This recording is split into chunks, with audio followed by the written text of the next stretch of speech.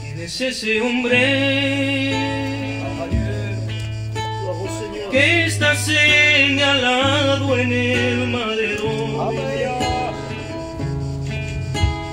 crucificado de pies y manos, derramando su sangre, perseguiente en su mirada, y no veo nada culpable, y me hace comparar, pregúntale por qué te han condenado, y él me dijo: estoy pagando la condenación de los hombres, la sangre que derramo es para perdonar tus pecados, traerte salvación y darte vida eterna. Y él me dijo: yo soy el Hijo de Dios divino, mediano del Padre, yo soy el camino, la verdad y la vida, yo soy la puerta del cielo.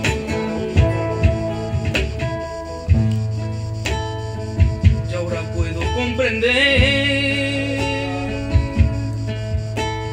que ese hombre da el Hijo de Dios, el Salvador de la humanidad, el Cordero de Dios, habrá su vida para los hombres, allá en la cruz de Golgota, para liberarnos de nuestro pecado. Oh, qué amor de Dios. Y él me dijo: estoy pagando la condenación de los hombres, la sangre que derramo es para perdonar tus pecados, traerte salvación y darte vida eterna. Y él me dijo: yo soy el Hijo de Dios divino, mediano del Padre, yo soy el camino, la verdad y la vida, yo soy la puerta del cielo.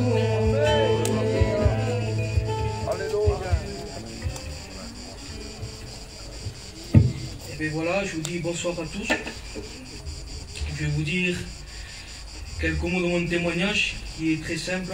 Je n'ai pas un grand témoignage. Moi, depuis toute ma vie, j'ai connu les choses de Dieu. J'ai grandi dans un foyer chrétien. Mon père et ma mère, c'était des chrétiens. Je partais souvent en mission, en convention, avec des chapiteaux. Voilà, depuis tout petit, j'ai toujours aimé les choses de Dieu. Quand j'étais petit, j'allais aux réunions. Mais voilà que après j'ai pris un âge. J'ai plus voulu aller aux réunions. Je voulais savoir les choses de ce monde. Et voilà, bon, j'étais pas un mauvais garçon, mais j'aimais beaucoup sortir, boire. Je demande pardon aux anciens et ceux-là qui sont dans le deuil. J'aimais fumer. Et voilà que je menais ma vie comme ça, et après j'ai plus mis un pied dans une réunion. Mais aussi parce que je savais que si je mettais un pied dans une réunion, que Dieu était capable de changer ma vie. Parce que j'ai toujours aimé ça. Alors voilà, à peu près quand j'ai eu 14-15 ans, je suis plus allé, jusqu'à maintenant. Et voilà qu'il y a un an de ça, je suis allé dans une réunion à mon église, que le pasteur m'avait appelé, mais le lendemain, il y avait l'anniversaire à mon fils. Je demande pardon encore une fois aux anciens. Et j'avais fait une fête. Et déjà, le Seigneur travaillait mon cœur. Parce que j'étais un garçon quand même qui rentrait à plusieurs heures, mais ce jour-là, je ne sais pas pourquoi. Je crois qu'il était 9 h et j'étais au lit. Je ne comprenais pas. Je me disais, Seigneur, qu'est-ce qui m'arrive? Et après, le pasteur m'avait appelé, il avait fait une réunion. Et là, il a prêché, il m'a parlé de l'amour de Dieu.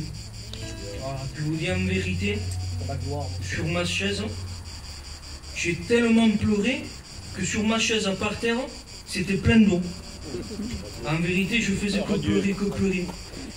J'ai vraiment vu l'amour de Dieu. En vérité, l'évangile, c'est quelque chose de magnifique. Amen. Je rentrais chez moi, je pleurais. Je ne savais pas pourquoi, je faisais que pleurer. Et depuis ce jour-là, j'ai donné mon cœur à Dieu. Ça va faire 1 an et demi. Et ça fait 2 mois que je suis passé par les eaux du baptême. En vérité, c'est la plus belle chose qui puisse m'arriver dans ma vie. Faites une expérience avec Dieu. En vérité, faites une expérience, demandez à Dieu, invoquez-le, et le Seigneur va vous répondre à vos prières. Parce qu'il est fidèle. Que Dieu vous bénisse. Amen. Gloire à Dieu. Et voilà, je vous dis bonsoir à tous. Je vais vous dire quelques mots de mon témoignage. Comment le Seigneur a changé ma vie. Je suis un garçon qui a grandi dans l'évangile. J'ai grandi dans les missions, dans les conventions. Et vous savez, c'est pas pour ça que je reconnais que j'étais un chrétien. Au contraire, hein, j'étais un pécheur privé de la gloire de Dieu. Et voilà, en grandissant comme ça, je me suis marié. Et en fondant un foyer, ma vie, je vais accepter le monde. Pourquoi je savais si j'allais au Vignon, tout ça qu'il fallait faire. Je savais qu'il fallait délaisser le monde, et moi je ne voulais pas délaisser le monde. Et je demande pardon à Dieu pour tout ce temps que j'ai perdu de loin de lui. Vous savez, j'ai grandi dans l'alcool, dans la boisson, en fumant, en faisant le péché, comme tout garçon qui ne connaît pas le Seigneur.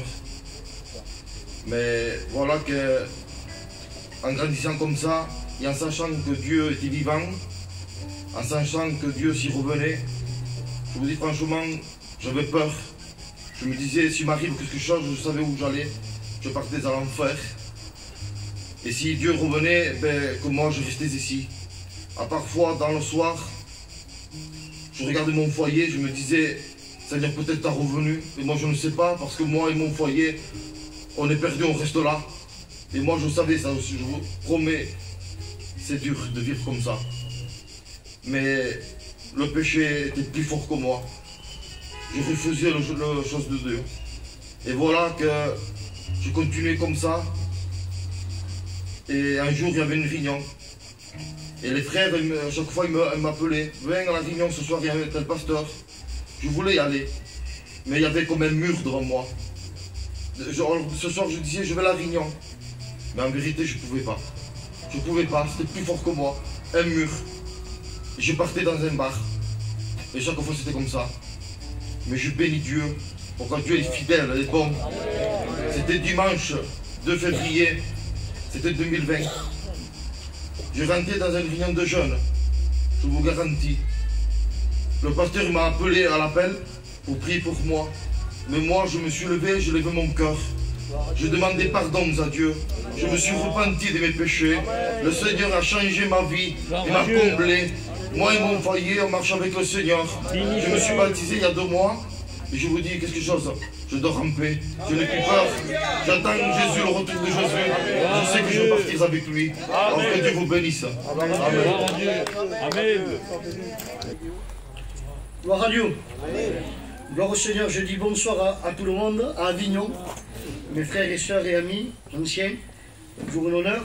Antonio m'appelle de pouvoir venir.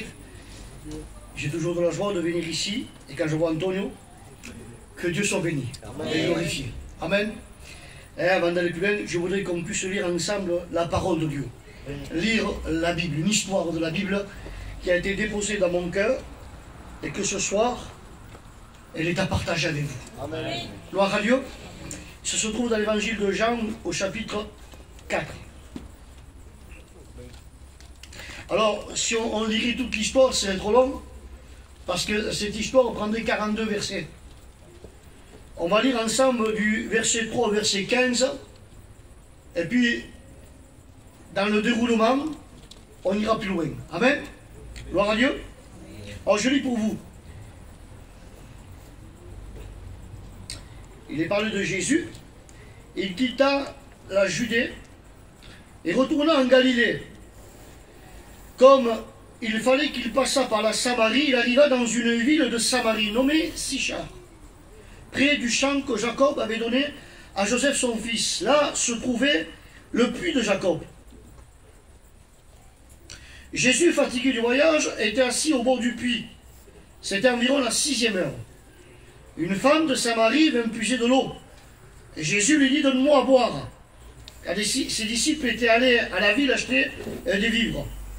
La femme samaritaine lui dit, comment toi qui es juif, me demandes-tu à boire à moi qui suis une femme samaritaine? Les juifs en effet n'ont pas de relation avec les samaritains. Et Jésus lui répondit, si tu connaissais le don de Dieu, qui celui qui te dit, donne-moi à boire, tu l'aurais toi-même demandé à boire, et il t'aurait donné de l'eau vive. Seigneur, lui dit la femme, tu n'as rien pour puiser, et le puits est profond, d'où aurais-tu donc cette eau vive? Es-tu plus grand que notre père Jacob, qui nous a donné ce puits, qui en a bu lui-même, ainsi que ses fils et ce troupeau? Jésus lui répondit, quiconque boit de cette eau aura encore soif, mais celui qui boira de l'eau que je lui donnerai n'aura jamais soif. Amen. Et l'eau que je lui donnerai deviendra en lui une source d'eau qui jaillira jusque dans la vie éternelle. La femme lui dit, Seigneur, donne-moi de cette eau, afin que je n'ai plus soif et que je ne vienne plus puiser ici. Amen.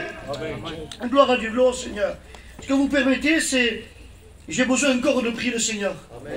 Hein, je sais que l'ancien est fait, que mon frère est fait, mais une prière de plus ne sera pas de refus. Hein, je demande à Antoine, tu me le fais? Gloire à Jésus. Amen. Amen. Gloire au Seigneur, gloire à Dieu. Le texte que nous avons lu ensemble, hein, c'est un beau texte de la parole de Dieu. Et on voit que le Seigneur est en train de s'adresser à une personne. Et on voit qu'à travers cette personne, Dieu, le Seigneur lui a apporté beaucoup d'intérêt. Parce que il y a beaucoup d'instructions à apprendre par rapport à cette histoire-là. Que Dieu soit béni. Et nous avons commencé à lire, et il nous est dit comme ça que Jésus avait quitté la Judée pour retourner en Galilée. Gloire à Dieu.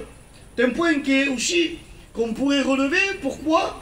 Parce que de la Judée à la Galilée, et au milieu de cela, il se tenait la Samarie.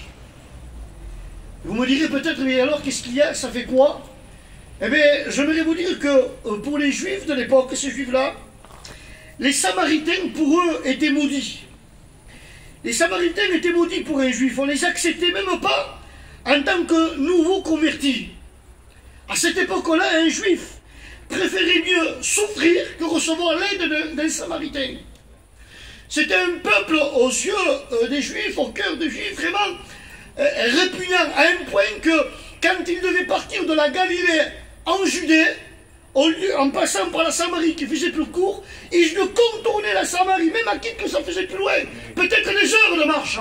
Mais regardez combien ils avaient à haine le peuple de Samarie. Mais on voit que Jésus, lui, ne l'a pas fait. On voit que Jésus n'a pas fait de détour. On voit que pour Jésus, ce que l'homme a répugné, ce que l'homme a condamné, méprisé, jugé, mais pour Jésus, ce n'est pas ainsi. Amen. Et la Bible nous dira qu'il s'est arrêté là, amen, auprès d'un puits. Que Dieu soit béni. Amen. Vous savez, cette ville, on l'appelait Sichar, mais elle dérive du nom de Sichem, en réalité. Et quand on regarde bien avant cela, il est écrit dans Josué 27 que c'était une ville auparavant, une ville de refuge. Et Vous me direz peut-être, Michael, mais qu'est-ce que c'est une ville de refuge? Je vais vous expliquer. Une ville de refuge était pour ceux que involontairement avaient commis un meurtre, avaient tué une personne, mais sans le vouloir. Et pour éviter qu'il y avait le vengeur de sang qui rende justice, alors il était permis de pouvoir aller dans ces villes de refuge. Et dans cette ville de refuge, son cas était traité. Et puis si réellement son acte avait été involontaire, il pouvait rester à la ville de refuge. Et ainsi, celui qui voulait le tuer à son tour ne pouvait pas le faire. Il était dans une protection. En réalité, dans le mot refuge, c'est quoi? Quand on cherche refuge vers quelque chose, c'est qu'on est dans sans-abri. C'est qu'on a besoin de protection. Et dans le mot refuge, il y a cela en réalité. Mais j'aimerais vous dire que le véritable refuge a un nom. Amen. Et son nom, c'est Jésus. Amen. Mais tu me diras, mais Michael, mais pour moi, en réalité, je ne suis pas comparé à un meurtrier.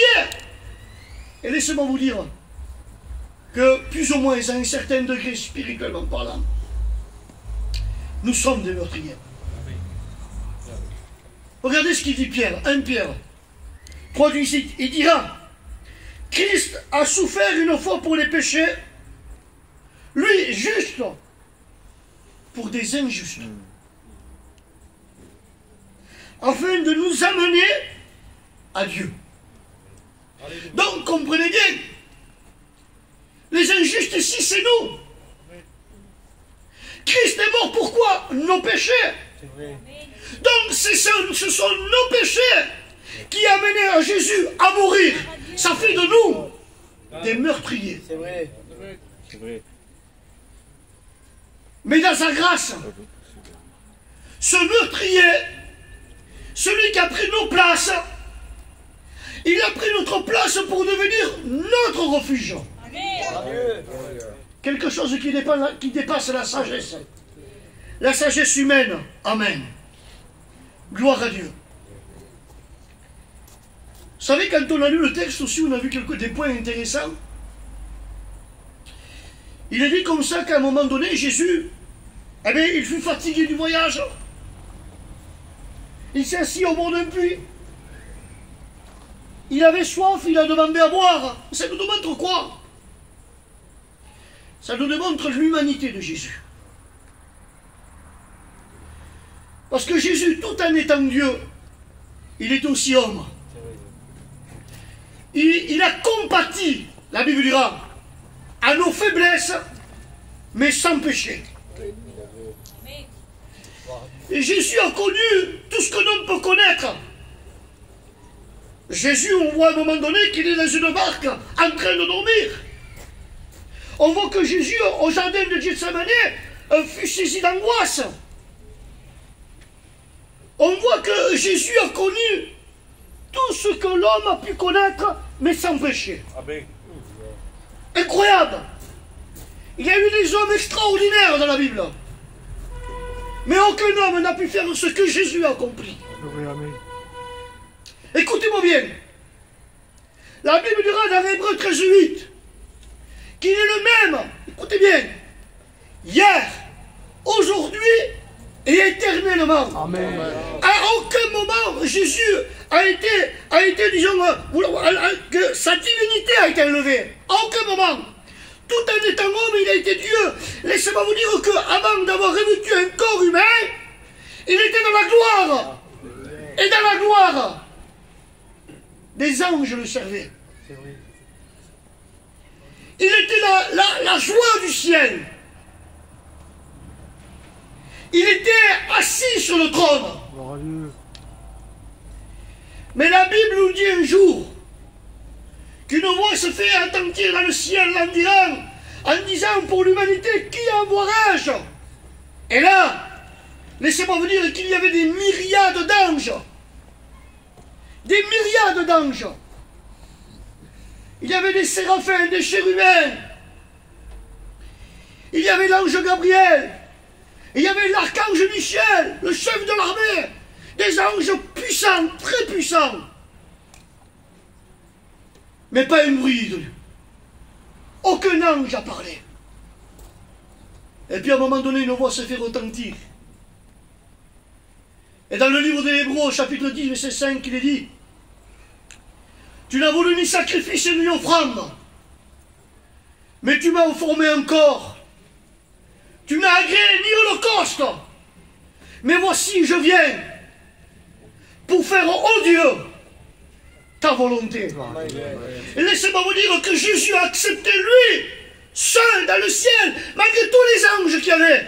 Il a accepté de revêtir l'humanité sur la terre. Dites-moi, vous pourriez dire, mais pourquoi Jésus ne serait pas venu en tant que Dieu, placer son règne, et puis voilà. Parce que Dieu est juste.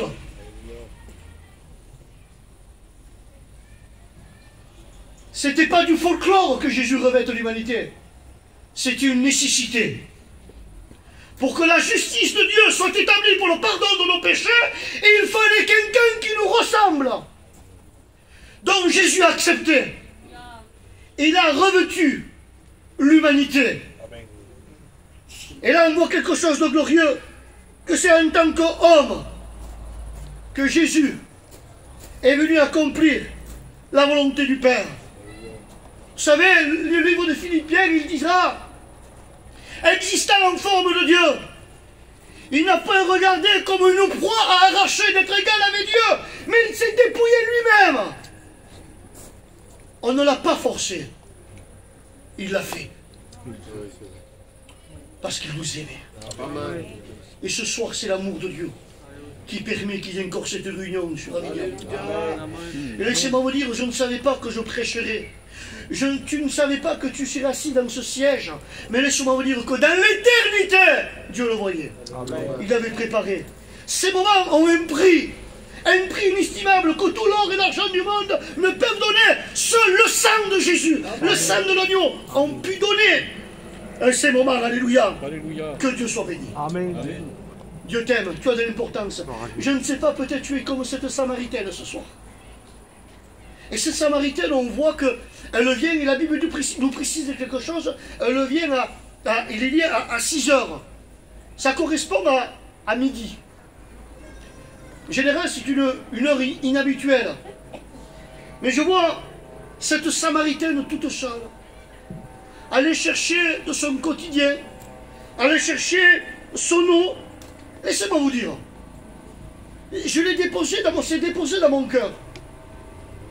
Je ne sais pas pourquoi. Mais cette Samaritaine, je la vois triste. Cette Samaritaine, je la vois seule. Cette Samaritaine, je la sens abattue. Cette Samaritaine, je la vois et je la sens comme incompris.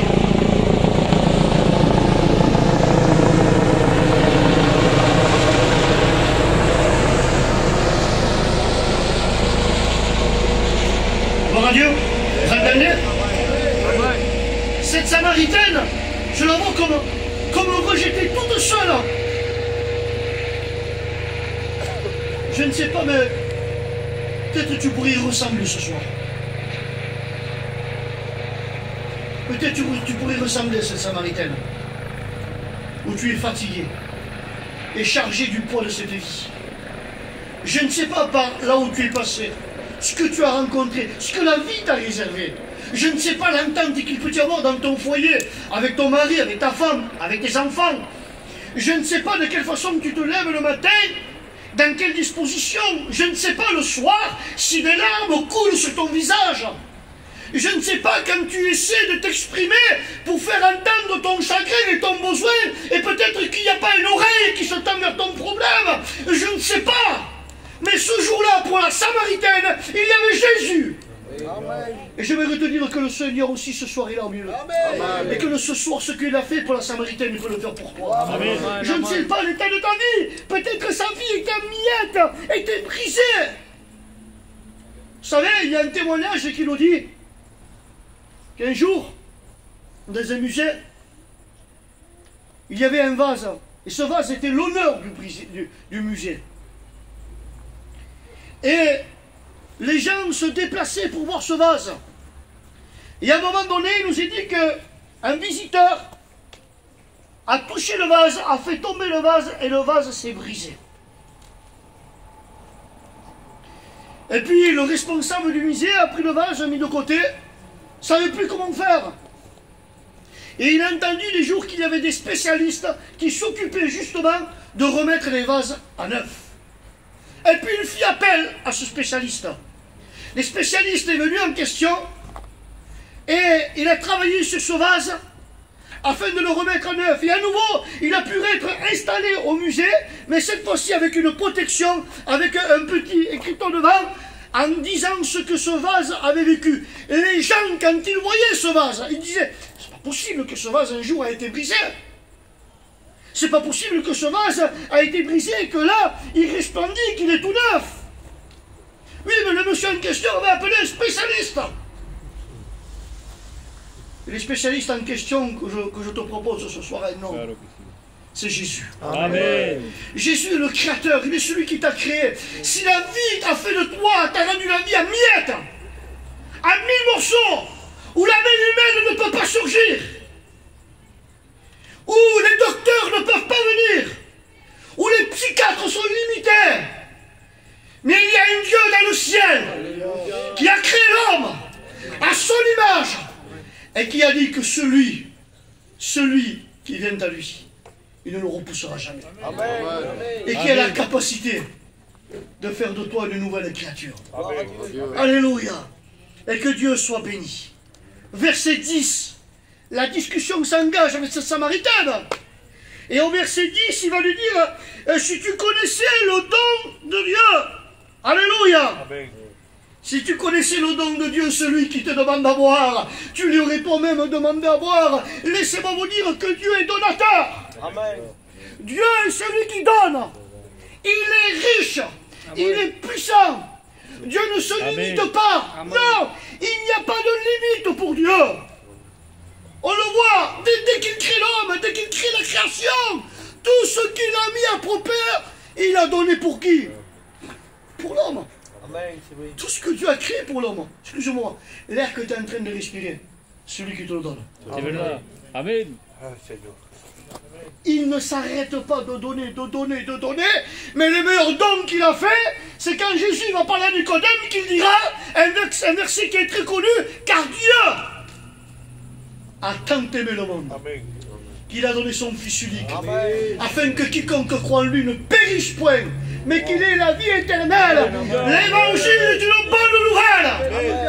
L'évangile est pour que tu ne périsses pas.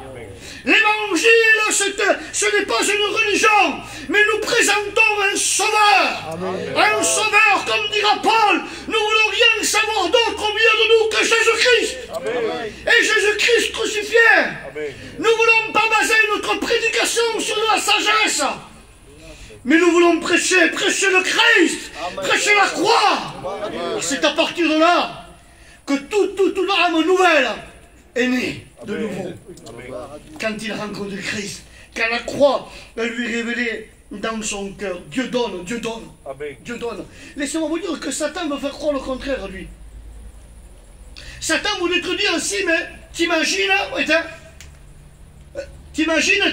si tu as la réunion, que tu t'engages, tu sais, hein, avec le travail qu'on fait, avec les déclarations qu'on a, ce sera compliqué. Hein. Est-ce que Dieu pourvoira? Est-ce que Dieu pourvoira? J'aimerais te dire qu'il est un menteur. Satan est tout le temps en train de s'opposer à Dieu en te faisant de croire qu'il n'y est pas. Regardez, au jardin d'Éden, comment il s'est pris. Adam et Ève avaient tout ce qu'ils voisaient. Tout. Il n'avait donné qu'une chose au Seigneur. Ne mangera pas à cet arbre qui est au milieu du jardin. Satan vient, et qu'est-ce qu'il dit? Il dit, mais non, le jour où vous en mangerez, vous connaîtrez le bien et le mal. Lui, ils ont surtout connu le mal. Et vous serez semblables à des dieux. Il est en train d'insinuer à Adam et Ève que ce que Dieu a donné, c'était pas assez, c'était pas le meilleur, et lui avait quelque chose de meilleur. Mais laisse-moi te dire qu'encore ça marche. C'est vrai. Ça marche, ça encore. Il y a beaucoup de personnes, on leur présente Jésus, on leur parle de Jésus. On leur dit ce que Jésus fait, l'espérance qu'il y a en Jésus, ce que nous recevons en Jésus. Mais les miettes que l'ennemi leur donne, ils ne veulent pas s'en séparer. Et ça coince. Et ça coince. Il faut que tu prennes une décision. On ne peut pas servir Dieu et maman, la Bible dira. Mais tout le toit vers Dieu. Dieu est un donateur. Il pourvoit. Il pourvoit pour les oiseaux du ciel. Qu'ils ne sèment, qu'ils ne récoltent, il ne faut rien, il pourvoit. Jésus dit, ne vaux-tu pas plus qu'un oiseau? À un moment donné, il va dire, regardez le lys des champs. Ils ne filent ni ne travaillent. Et il dira, cependant, je vous dis que Salomon, dans toute sa gloire, n'a pas été vêtu comme l'un d'elles. Jésus ne pourrait pas pour nous. Amen. N'écoutez plus la voix du menteur. Amen. Amen. La voix du menteur, vous vous éloignez de Dieu. Amen. La loi du menteur, vous vous éloignez de Dieu. Verset 12, il dira, elle va lui dire comme cela, es-tu plus grand que notre père Jacob, qui nous a donné ce puits et qui en a bu lui-même l'eau du puits de Jacob. Peut-être que c'est là où Dieu te rassasier. Vous savez ce que c'est Jacob? Jacob, c'était un homme de la Bible. Regardez la définition de son mot, de Jacob. Jacob veut dire supplanter. Le supplanter, c'est faire perdre à quelqu'un la situation qu'il avait. Et se mettre à sa place. Égal trompeur. Et Jacob, quand on voit de Jacob, dans la Bible, il a trompé son frère. À un moment donné, par dissimulation, par ruse, mais il prit le droit d'aînesse. Et puis après, il se fait passer pour son frère, vers son père, et il prit aussi la prière de bénédiction qui était donnée. Jacob était trompeur. Alors j'aimerais te dire une chose. Spirituellement parlant, le puits de Jacob va te tromper. Pourquoi? Parce que, écoute, l'eau, regarde l'eau en elle-même. Quand on boit de l'eau, elle me le satisfait un moment. Et puis quelques heures vont passer, surtout l'été, et puis on va reboire. C'est comme ça. C'est comme ça, amen. Mais j'aimerais te dire que ce puits, c'est l'image de ce que le monde peut te donner. Le puits de Jacob est l'image de ce que le monde peut te donner. Parce que l'homme et la femme ont toujours un désir, une soif dans son cœur. C'est d'acquérir, c'est de recevoir quelque chose, c'est de avoir. Il a toujours une soif dans son cœur, mais remarquez une chose, quand il a la chose qu'il a obtenue, quelque temps après, il n'en veut plus. Il en veut une autre. Mais on pourrait te dire, mais pourtant tu la voulais. Et je pourrais te dire après, mais toi tu n'en veux plus. Mais tu as été trompé. Tu croyais que tu la voulais. Tu croyais que c'était ton bonheur. Mais non. C'est ce que le monde peut donner. Ça c'est le puits de Jacob. Amen. Mais regardez par contre versets 13 et 14, ce que Jésus va lui dire. Il dira, quiconque boit de cette eau aura encore soif. C'est clair. Mais il dira, mais celui qui boira de l'eau que je lui donnerai n'aura jamais soif. Et l'eau que je lui donnerai deviendra en lui une source d'eau qui jaillira jusqu'à dans la vie éternelle. Amen. Amen. Gloire à Dieu. Donc on voit que le Seigneur lui parle spirituellement à cette femme. Il va lui dire son vrai besoin spirituel, il est où? Vous savez, quand j'ai regardé, et dans cette histoire, il emploie le mot eau vive. Eau vive. On ne peut pas dire de l'eau simplement, non. De l'eau vive. Et l'eau vive, vive veut dire en grec zao. Et vous savez ce que ça veut dire? Ça veut dire avoir la vraie vie, avoir un pouvoir vital en soi. Ça veut dire que Jésus est en train de lui dire comme cela, cette femme. Écoutez bien. Toi, tu bois dans les eaux de ce monde pour chercher le bonheur, tu auras toujours soif. Mais il dira maintenant celui qui boit de mon eau à moi, il aura la vraie vie. Amen. Celui qui boit de mon eau à moi aura un pouvoir vital en lui-même. Vous voulez dire quoi? Il est en train de parler de l'Esprit de Dieu qu'il recevrait en lui et qu'il alimenterait. Et ça, avec tout l'argent et l'or du monde, vous ne pourrez jamais l'avoir. Ce que Jésus nous a donné, c'est quelque chose qui ne se paye pas à prix d'argent, mais c'est quelque chose qui se reçoit par le moyen de la foi. Et que Dieu soit béni et glorifié. Vous savez, à un moment donné, Jésus s'est levé. Je ne sais pas le besoin de ta vie. Mais à un moment donné, Jésus s'est levé. Dans Jean, on trouve ça, 7, 37. Il dit qu'il se leva et il dira, si quelqu'un a soif, qu'il vienne à moi et qu'il boive. Alléluia. Vous savez, quand Jésus dit ça,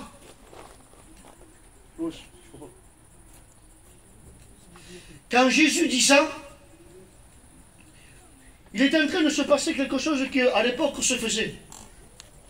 Ça veut dire que le souverain sacrificateur, c'était à la fin d'une fête. Et le souverain sacrificateur, avec un récipient d'or, allait au réservoir de Siloé.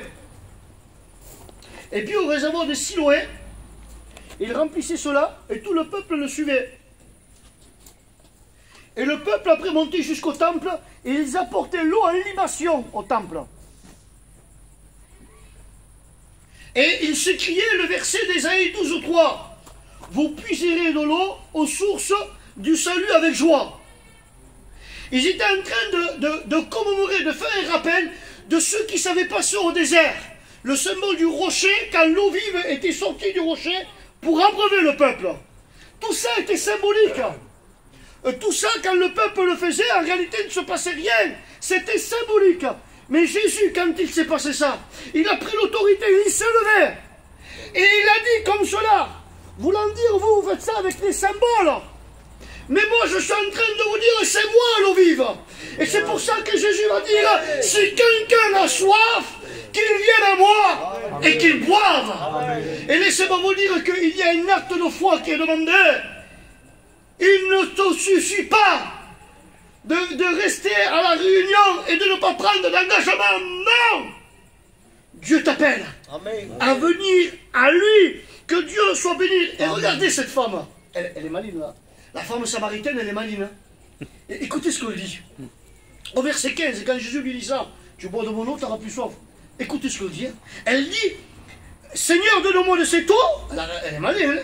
Afin que je n'ai plus soif et que je vienne plus puiser ici. Vous savez comment je le décris, moi, ça? Je décris tout ça, la personne qui veut être bénie, qui vient à la réunion et qui veut être béni. C'est quelque chose de bien. On va être à la réunion, on va être béni, on va ressentir la présence de Dieu. C'est bien, c'est positif. Amen. Mais comment agit Jésus? Comment répond Jésus?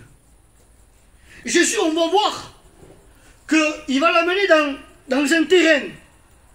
Jésus veut l'amener à reconnaître son péché. Parce que si on ne reconnaît pas le péché devant Dieu, il ne peut rien se passer. La Bible dira que si quelqu'un avoue et délaisse, il obtient miséricorde. Amen. Voulant dire que Jésus est capable de te bénir, bien sûr, mais il veut bien aller au-delà. Beaucoup plus. Et Jésus va lui répondre. Et on voit qu'elle va lui dire comme cela. Et c'est la raison aussi, on va le voir. Et il va lui dire, eh bien, va, lui dit Jésus, appelle ton mari, viens ici. Et là, on va comprendre quelque chose.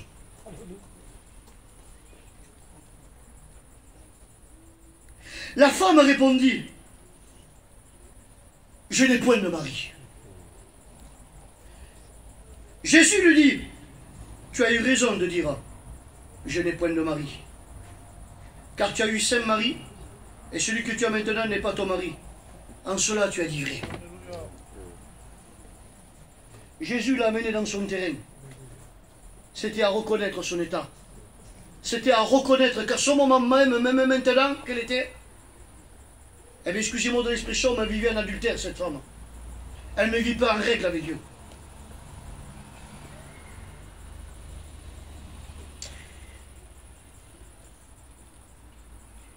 Et on comprend pourquoi. Pourquoi elle est venue à une heure tardive? Parce que généralement, c'était de bonne heure le matin qu'on allait puiser de l'eau. Et cette femme, elle est allée dans une heure inhabituelle. Mais tout simplement, parce que cette femme avait une mauvaise réputation dans sa vie. Cette femme était très mal vue. Elle ne pouvait pas se mélanger avec les gens de son village. Certainement, elle avait dû avoir beaucoup de contraires. Mais pourtant, Jésus l'a aimée. Jésus s'est déplacé. Gloire à Dieu. Jésus s'est mis à porter. Et petit à petit, en discutant avec elle, il a amené à reconnaître ce qu'elle était en train de vivre.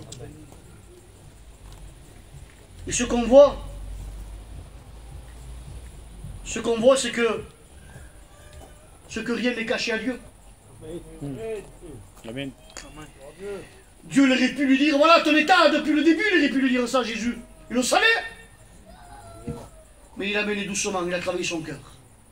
Il a préparé son cœur. Et je voudrais que la prédication fasse de même ce soir. Je ne sais pas, moi, je ne connais personne, Antoine ne m'a rien dit. Je voudrais que le Saint-Esprit travaille ton cœur. Amen. Peut-être les gens te pointent du doigt, mais j'aimerais te dire, c'est que Dieu t'aime. Amen. Il ne t'accuse pas. Non, non. Dieu t'aime. Amen. Et ce soir, je voudrais que cette prédication prépare ton cœur. Et qu'enfin que tu puisses aussi faire comme cette femme. Où j'en suis. Est-ce que je suis prêt à tout délaisser au pied de la croix, à confesser, me repentir de mon péché? C'est alors que le Seigneur pourra te bénir. Et vous savez, en discutant avec elle, Jésus va lui faire connaître qu'il est le Messie. Elle attendait le Messie, elle avait une connaissance, mais erronée. Une façon de connaître à elle-même. Mais Jésus va se présenter. Je suis le Messie. Amen. Et vous savez, sa réaction, c'est ce qui m'a plu. Regardez ce qu'il dit. Verset 28-30. Accordez-moi 5 minutes et je finis. Amen. Alors la femme, ayant laissé sa cruche, s'en alla dans la ville et dit aux gens, venez voir un homme qui m'a dit tout ce que je fais. Ne serait-ce pas le Christ? Ils sortirent de la ville et virent vers lui. On voit une femme qui a changé. On voit une femme qui va se faire reconnaître dans la ville et va dire, voilà, elle est en train de dire, c'est vrai que tout ce que j'ai pas fait était mal. Il m'a dit tout ce que je fais. Donc elle est en train de reconnaître en réalité. Mais elle est en train de reconnaître qu'il y a un bouleversement, un changement, à un point que les gens de la ville vont l'écouter. Et aussi ils vont aller écouter Jésus. Mais je me demande, mais qu'est-ce qui a fait que cette femme samaritaine, qui devait se cacher pour aller puiser de l'eau, puisse avoir un tant d'impact à sa parole? C'est sa sincérité. Alléluia. Gloire à Dieu. C'est la sincérité de cette femme. Alléluia.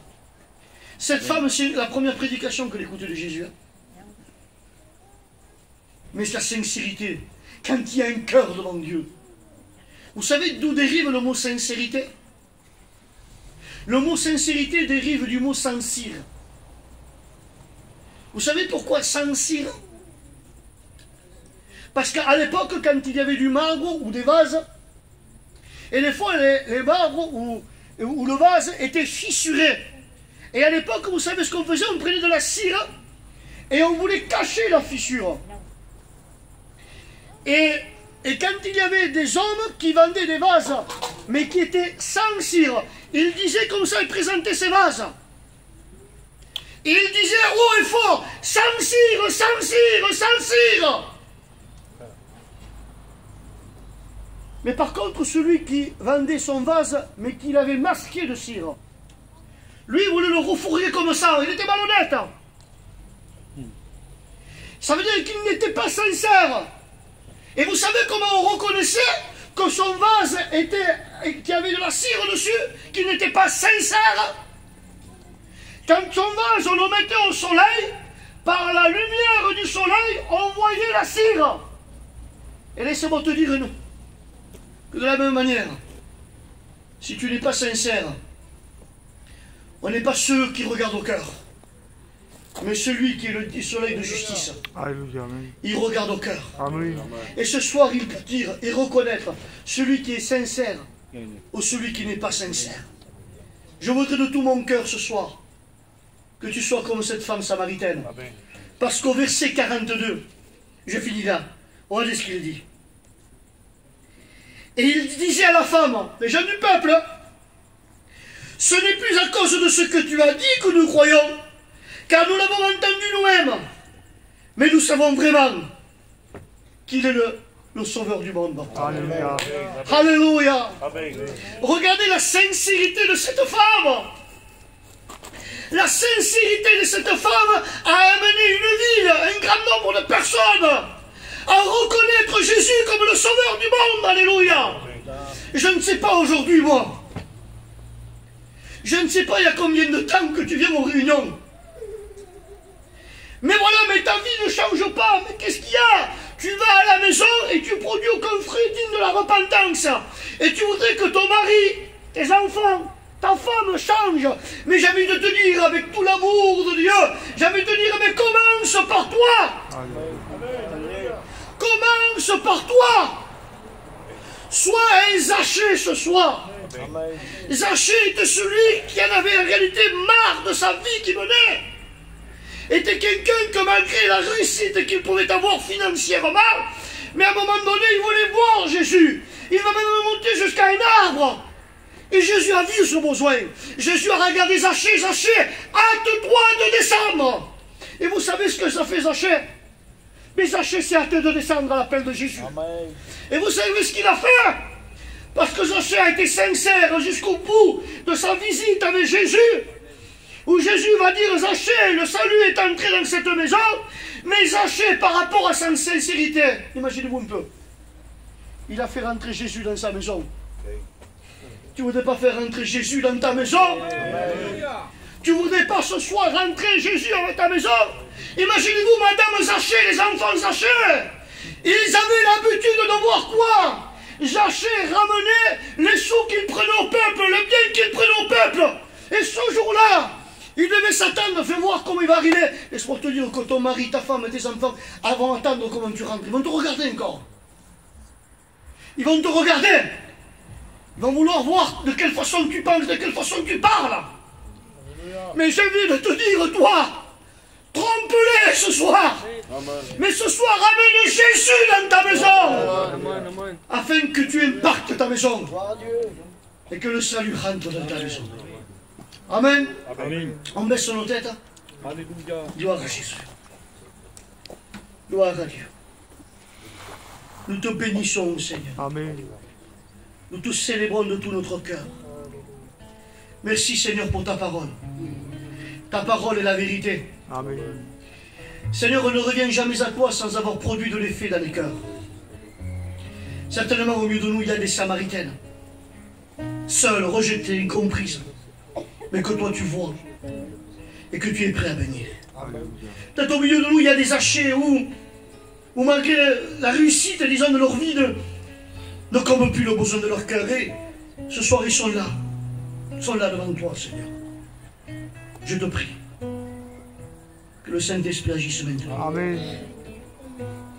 Que le Saint-Esprit amène des âmes à des convictions de péché, Seigneur.